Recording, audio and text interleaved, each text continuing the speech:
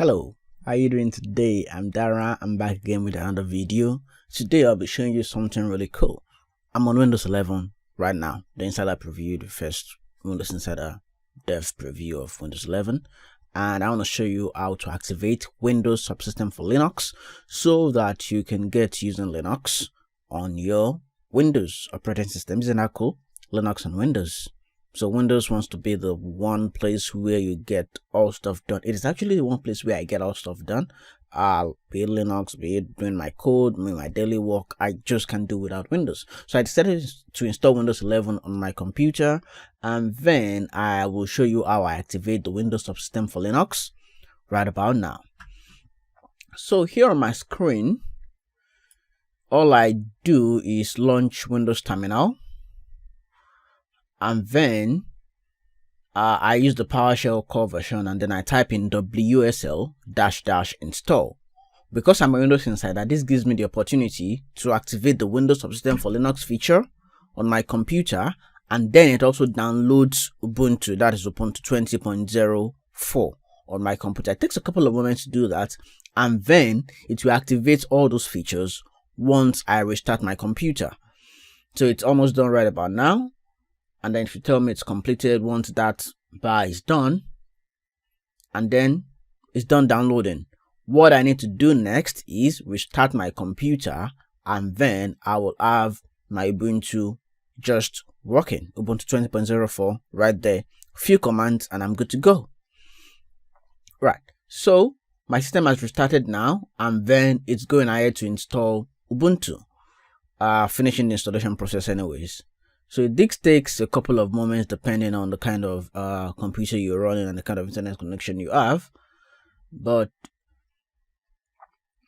now, because I've installed WSL before on this computer, it's just taking it from a previous installation. But if this is the first time you're running on your computer, it might take a little bit of a longer time frame to actually work. But this is just how it works.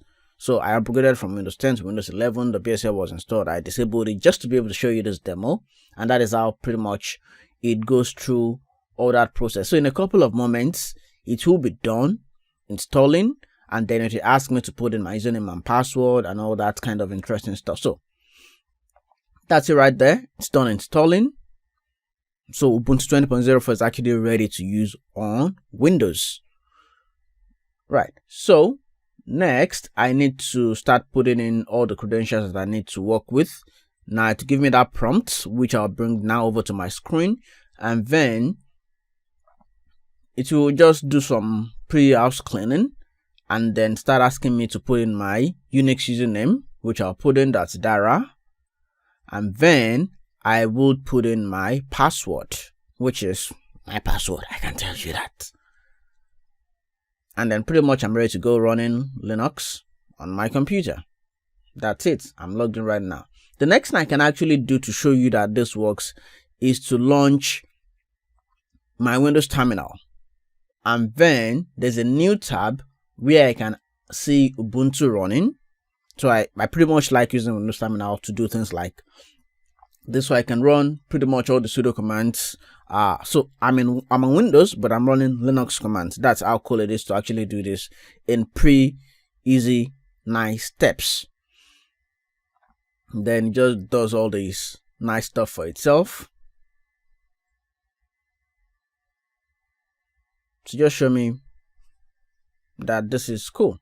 Now it's done doing all the sudo apt-update stuff. It's telling me I can upgrade some stuff.